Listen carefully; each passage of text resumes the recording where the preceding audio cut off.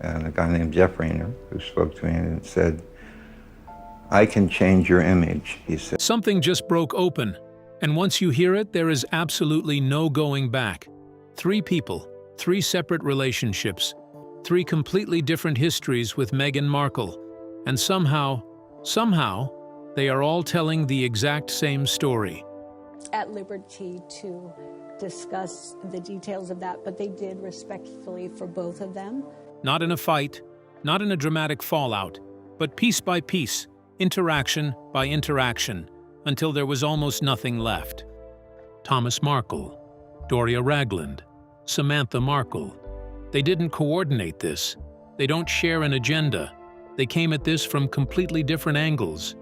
And yet the story they're each telling, the one they've been sitting on for years, points to the exact same conclusion. Stay with me, because what you're about to hear is not tabloid noise. This is not speculation. These are the 3 people on Earth who knew Meghan before the world did. And they are done staying quiet. The father who kept calling. Let's start with Thomas Markle, because his story is the one that sets the foundation for everything else. Now, most people have a version of Thomas in their heads.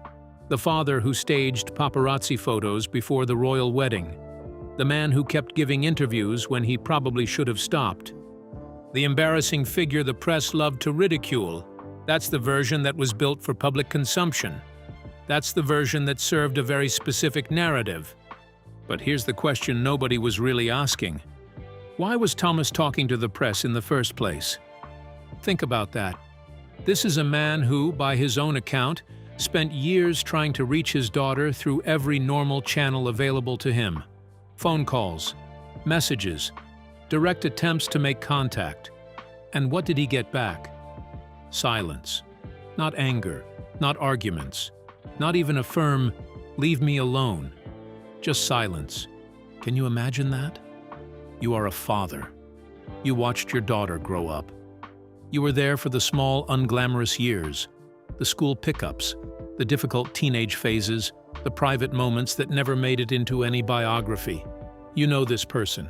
And then one day, somehow, you find yourself having to navigate a system of intermediaries and scheduled windows just to attempt a conversation with her. That's not distance. That's architecture. Someone built that. Thomas kept pointing to this. Not with explosive rage, not with the kind of venom you'd expect from someone who felt genuinely betrayed, but with this quiet, persistent confusion. The kind that comes from someone who has replayed every moment looking for the turn, looking for the exact point where something broke, and keeps coming up empty. He wasn't just saying Meghan changed. Plenty of people change when fame enters the picture. That's not surprising. What Thomas was saying was something far more specific and far more unsettling. He was saying that the version of Meghan the world fell in love with, the warm, open, emotionally available woman who spoke so movingly about family and gratitude and connection, and the version he was experiencing existed in completely separate realities. The world got one, he got the other, and the world's version looked nothing like his. Now pause and ask yourself something. How many times did you watch Meghan in an interview and feel genuinely moved? How many times did she say something about her family, about the people who shaped her, and you thought, yes, she's real, she's genuine, this is someone who actually means what she says? If your answer is more than once, you were looking at a performance. According to Thomas, the closeness being projected outward, the gratitude, the family loyalty, it was a story, a carefully maintained story. And the man who raised her was standing on the wrong side of it. What makes this particularly hard to sit with is the contradiction at the center of it. Here is a woman who gave interviews about the importance of family, who spoke about the people who raised her with apparent tenderness, who projected an image of someone deeply rooted, deeply connected, deeply aware of where she came from. And here is her father, sitting at home, unable to get a phone call through. That gap, that specific enormous gap between the public image and the private reality, is what Thomas has been carrying for years. And it's important to understand something. He is not describing this as bitterness. He is describing it as a burden. The burden of watching the world believe something he knows wasn't true, while being completely unable to do anything about it. Because what can you do? If you speak out, you're the unstable father causing drama. If you stay quiet, the false version cements itself further. There is no clean exit from that position. Thomas was trapped in it for years. And here is the detail that should stop you cold. At some point, Thomas says he reached a place where he had to ask permission just to speak to her, his own daughter, a man who paid for her private education, who was there from the very beginning, who gave up parts of his own life to support hers, reduced to requesting access, through other people, on a schedule, like a visitor applying to see someone in a controlled environment. That is not a natural byproduct of fame. That is a system. And systems like that don't build themselves. Now let me ask you something, and I want you to genuinely sit with this before you scroll to the comments. Have you ever been on the receiving end of managed silence? Not a screaming argument, not a door slammed in your face, but that particular brand of quiet that tells you more than any fight ever could. The kind where you pick up the phone, you start to dial, and then something in you already knows before you even press call that it's going to go nowhere? Thomas Markle lived in that silence for years. Not days, not months, years. And what makes it uniquely painful in his case is the visibility of it. Because while Thomas was sitting in that silence, while his calls were going unanswered and his messages were disappearing into a void, the rest of the world was watching something completely different. They were watching a public figure give interviews about the importance of family, about gratitude, about the people who shaped her. They were watching moments that suggested warmth and rootedness and genuine human connection. And none of that, not a single frame of it, reflected what Thomas was experiencing from his side of the story. That's not just painful. That's a particular kind of gaslighting that operates entirely in public, where the person who can't reach their family member has to watch the world celebrate that same family member for being so open, so real, so deeply connected to the people who raised her, while sitting alone with the knowledge that the phone hasn't rung in months. The mother who had to book a call. If Thomas's story makes you frustrated, Doria's is the one that makes you go completely quiet. Because there is something about a mother's account that operates on a different level entirely. Thomas is the father. His pain is real and it matters. But Doria is the woman who carried her, who shaped who Meghan became in the earliest, most fundamental years. The bond between a mother and child is not a relationship you choose. It is the most elemental connection a human being has. And if what Doria is now saying is true, that bond was slowly, methodically, and deliberately managed out of existence. Let that sink in. The world's image of Doria was beautiful. This composed, graceful, quietly dignified woman who stood behind her daughter at some of the most significant moments of her life. Always present, always supportive, always radiating the kind of unconditional love that doesn't need to announce itself. People responded to Doria in a profound way because she seemed to represent something real in an environment that often felt constructed. She was Meghan's anchor, the quiet proof that underneath the titles and the ceremonies and the carefully managed public appearances, there was a real woman with a real mother who loved her. That was the story being told. And people believed it. Because why wouldn't they? Here's why. Because Doria says the connection everyone assumed existed between them was a lot more complicated than anything that was being shown. The easy natural closeness, the kind you'd expect from a mother and daughter who had been through everything together, wasn't always what was happening in private. Behind those carefully captured photographs, behind the appearances that looked so warm and real, she describes a relationship that had slowly become something much more formal, much more managed. Visits didn't just become less frequent, they became scheduled.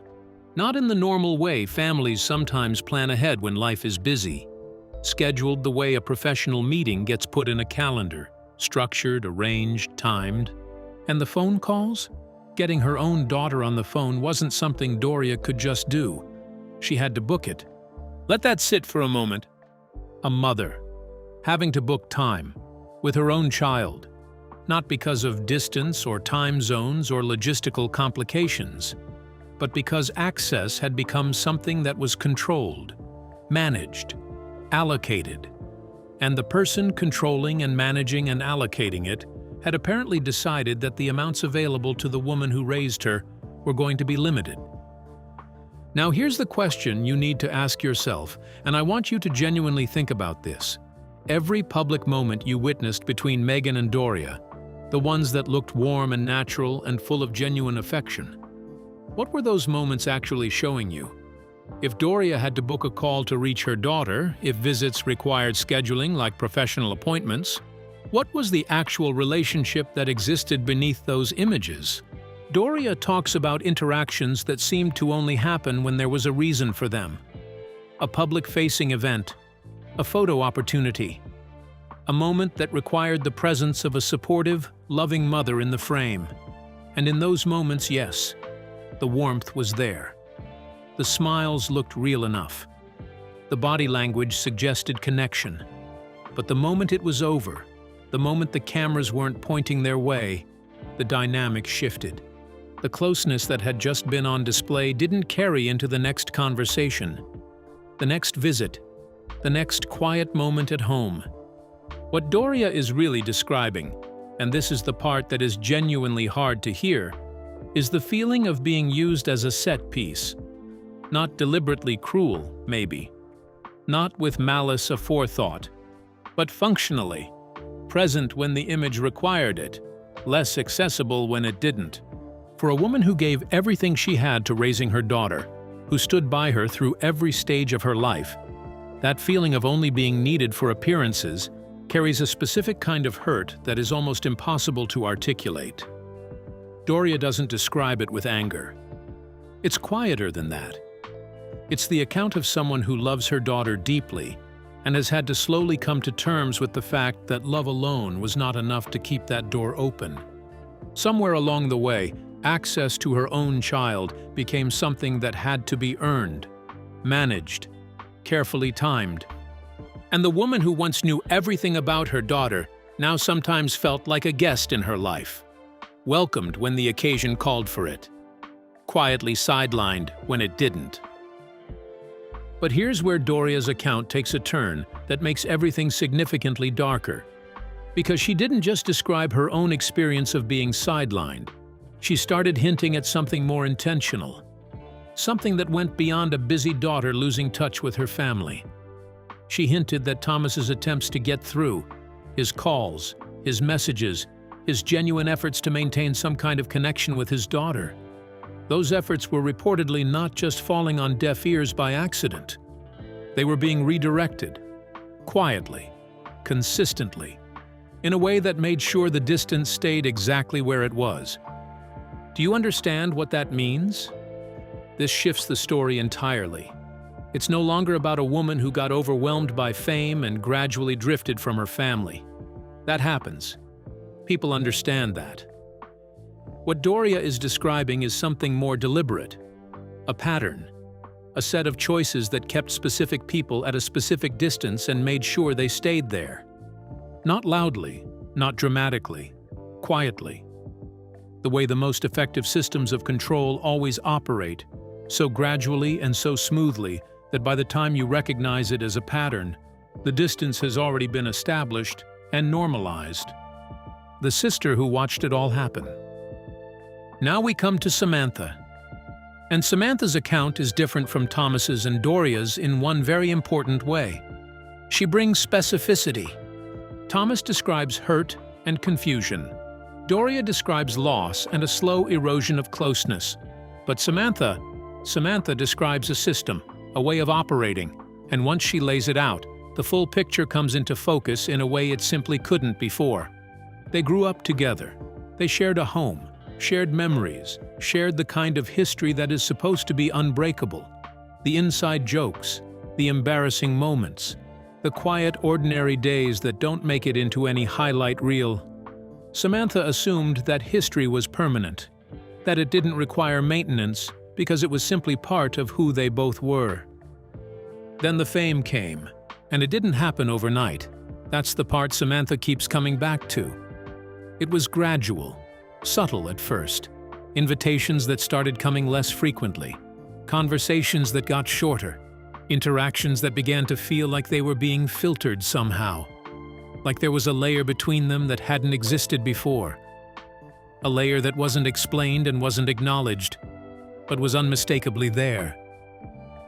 Slowly, the sister she grew up with started to feel like someone she had to navigate, rather than someone she could just call. At some point, even basic conversations were reportedly going through other people. Not directly, the way you'd expect between two people who shared a childhood, but routed, managed. Like access to Meghan had become something that needed to be coordinated, rather than something that just happened naturally between sisters. Now, I want to ask you something directly. Have you ever had a relationship in your life where you slowly realized you were being managed? Where you started to feel like conversations had an agenda behind them? Where the easy naturalness that used to just be there had been replaced by something that felt calculated?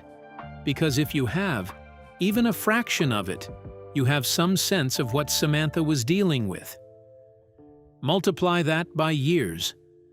Multiply it by watching the public version of your relationship look nothing like the private one. That is what she was living. And here's what made it genuinely strange. From the outside, everything looked fine. The public version of their relationship didn't reflect any of what Samantha was experiencing. There were moments that read as affectionate, appearances that suggested closeness, the kind of interactions that, if you were watching from the outside, you'd take as genuine signs of a bond that was still very much intact.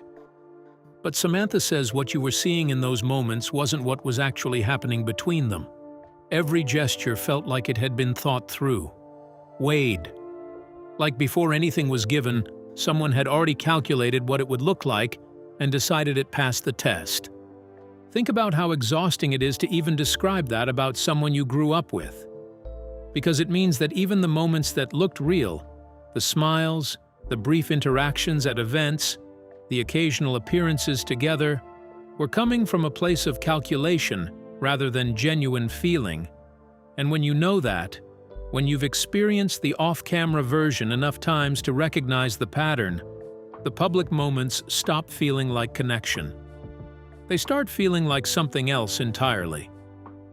Samantha talks about a specific feeling, the feeling of being invisible, not ignored in an obvious, dramatic way, not shut out loudly, but quietly sidelined, like she existed in Meghan's life only when it was useful for her to be there, and was otherwise kept at a comfortable remove. And unlike Thomas, who was trying to get calls through, or Doria, who was booking appointments just to talk, Samantha was dealing with something slightly different. She was dealing with the feeling of being replaced, not by another person, but by a version of herself that only showed up when the cameras were on. That might be the most specific kind of hurt in this entire story. Because it's not just about being shut out. It's about watching someone construct a version of your relationship for public consumption, while knowing that the real version, the one that exists off-camera, looks nothing like it. It's about being close enough to see the gap, but far enough away that you can't do anything about it. But Samantha didn't stop at describing how things felt. She went further.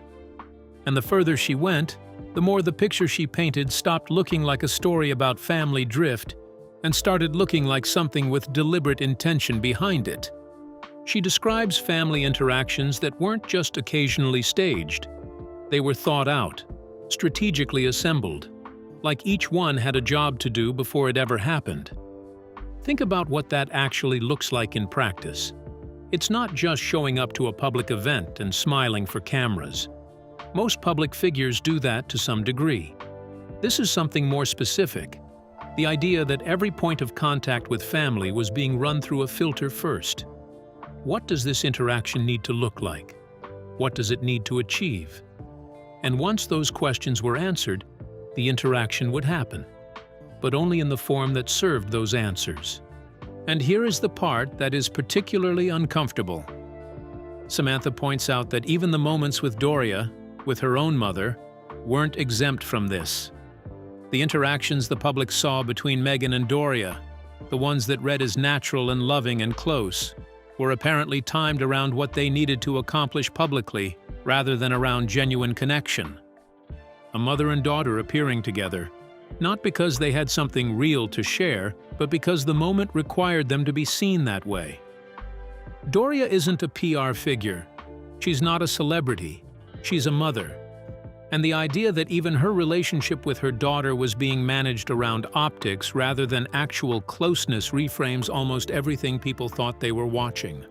The pattern that can't be dismissed. Now here is the part of this story that elevates it above personal grievance, above family drama, above the kind of thing you can dismiss as complicated relationships and he said, she said. Thomas, Doria, and Samantha are not a united front. They do not have a shared agenda. They came to this from completely different places, a father, a mother, a sister, with different relationships, different dynamics, different levels of closeness, different histories. There is no reason for all three of them to be telling the same story unless that story is true. And yet, all three describe scheduled, managed interactions replacing genuine connection. All three describe a public image that looked nothing like the private reality. All three describe a pattern of access being controlled, phone calls that didn't get through, visits that required planning, conversations that were routed through intermediaries. All three describe the same specific feeling, that closeness was being performed for an audience while the real relationships were being kept at a functional distance. Three people, different positions, different pain, the same conclusion. When you have one person saying this, it's a perspective. When you have two, it might be a pattern. When you have three people who came to it independently, from completely different angles, all landing in the same place, that is something you cannot dismiss. That is something that demands to be taken seriously. Because here is the real question at the center of all of this. And I want you to sit with it. What is the difference between someone who becomes famous and drifts from their family and someone who actively constructs a managed distance while maintaining the appearance of closeness? One is human. One is a choice. And the consistency of what Thomas, Doria, and Samantha are describing points unmistakably toward the second thing. This isn't the story of someone who got overwhelmed and lost touch. This is the story of someone who learned how to use the tools available to her, her natural charisma, her access to the right people, her awareness of how stories get built and maintained to shape exactly what people saw and believed, while the reality behind the image looked nothing like it. The ones who ended up on the wrong side of that were the people who knew her first, the ones who had been there the longest, the ones who, by any measure, deserved the real version the most. What this really costs. Here's what nobody talks about when these stories break open. Not the headlines, not the drama, the actual human cost of it. Thomas is a father who stopped waiting for a call back. Think about what that moment looks like. The moment you stop expecting the phone to ring. The moment you stop checking to see if there's a message you missed. The moment you accept, quietly and completely, that the silence is the answer. That's not just sadness. That's a kind of grief that doesn't have a name because we don't build language for losses that technically aren't losses. The person is still alive, still out there, still visible to the world. But to you, there's only absence.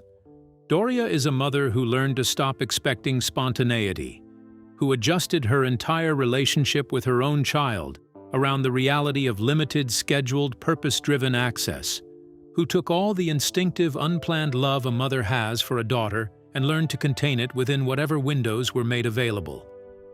That is an extraordinary thing to ask of someone, and the fact that Doria did it without public complaint for years says far more about her character than it does about Meghan's image. Samantha is a sister who watched herself become a footnote in a story she was supposed to be part of. Not replaced by someone else, not pushed out dramatically, just quietly written out of the narrative that was being constructed and offered to the world, sitting on the outside of something that had her name in it, but not her truth. 3 different versions of the same loss. And what makes it land harder than almost anything else is this: none of them are describing a stranger. That would be easier. If Meghan had simply become someone they didn't recognize at all, the loss would be clean. But that's not what they're saying. What they're saying is that they still recognize her, they still love her, and that the person they love made choices, deliberate, consistent, sustained choices that created a gap between herself and the people who knew her first. Not because life got overwhelming, not because fame made everything impossible, but because somewhere along the way, the version of herself being presented to the public became more important to protect than the relationships that existed before any of this started. That is not a small thing to reckon with. And it's not a thing that shows up in any headline. The question you need to answer. So here we are. A father who never stopped trying. A mother who loved without conditions. A sister who held on to history even when history stopped being returned. 3 people speaking not to tear anything down, but because the weight of carrying a private truth while watching a public fiction play out in real time eventually becomes too heavy.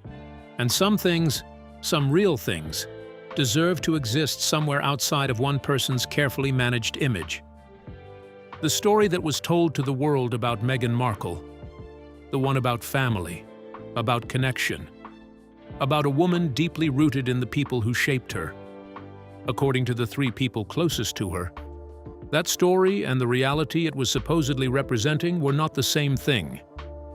They were 2 parallel realities operating simultaneously, and the world only ever got to see one of them. Before we get there, I need to acknowledge something, because if I don't, the comments will. Some of you watching this are going to push back. Some of you are going to say, these people have axes to grind. Thomas has given controversial interviews. Samantha has written a book. Doria has always been on Meghan's side publicly. So why is she now hinting at something different? Those are fair questions. Skepticism is healthy, and I'm not asking you to suspend it. What I'm asking is that you hold all of that skepticism and still grapple with the convergence. Because it's one thing to dismiss one source. It is another thing entirely to explain why 3 separate people with different motivations and different histories and different relationships with Meghan are all independently describing the same operational reality. That is the part that doesn't have a clean counter-argument. And that is the part that deserves your full attention. Now let's be clear about something else, because this matters. None of what Thomas, Doria, or Samantha are describing requires Meghan to be a villain. That's not the framework. People are complicated. Fame does genuinely strange things to relationships. The pressures of living an entirely public life, of having every family interaction potentially turned into a headline, of navigating palace protocols and PR machinery and global scrutiny simultaneously, those are real pressures. Nobody is pretending otherwise. But there is a difference, a very important difference, between someone whose relationship suffered because of those pressures and someone who used those pressures as cover. Someone who allowed the chaos and complexity of public life to serve as the explanation for a distance that was, according to 3 separate accounts, actively constructed and maintained. Because the pressures explain drift. They explain miscommunication. They explain relationships that become strained and awkward and difficult to maintain.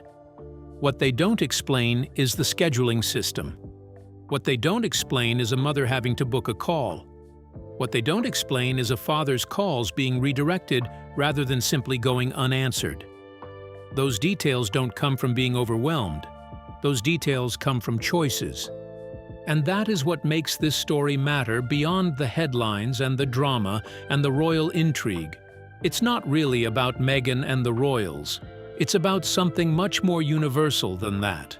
It's about the gap between who we present ourselves to be and who we actually are to the people standing closest to us. It's about the stories we build for the world versus the ones we live in private. And it's about what happens to the people on the wrong side of that gap. The ones who love you anyway, who keep trying anyway, who wait and schedule and book appointments just for a few minutes of something real. What you do with all of this is up to you. But here is the question I want to leave you with, and I genuinely want you to think about it and answer in the comments below. When the people who knew you before the world did, your father, your mother, your sibling, when all three of them are independently telling the same story about you, what does that mean? Is there ever a version of fame, of public life, of building a narrative that justifies that distance? Is there ever a point where the image becomes more important than the people behind it? Where the story you tell the world about yourself matters more than the story the people who raised you are living in private? And here's the follow-up question, one that I think is even more important. If this were your family, if these were your parents and your sibling describing this experience, would you hear it? Would you be able to sit with the possibility that the gap between who you are publicly and who you are privately had grown that wide without you even fully realizing it? Or would the defense mechanisms kick in and make it someone else's problem? These aren't rhetorical questions. I genuinely want to know where you land. Drop it in the comments, because the people who watch this channel don't just consume stories, they think about them. And this one deserves that. Hit subscribe, turn on the bell. Because what comes next changes the story again. The next video goes even deeper. And I promise you, you are not ready for what's in it.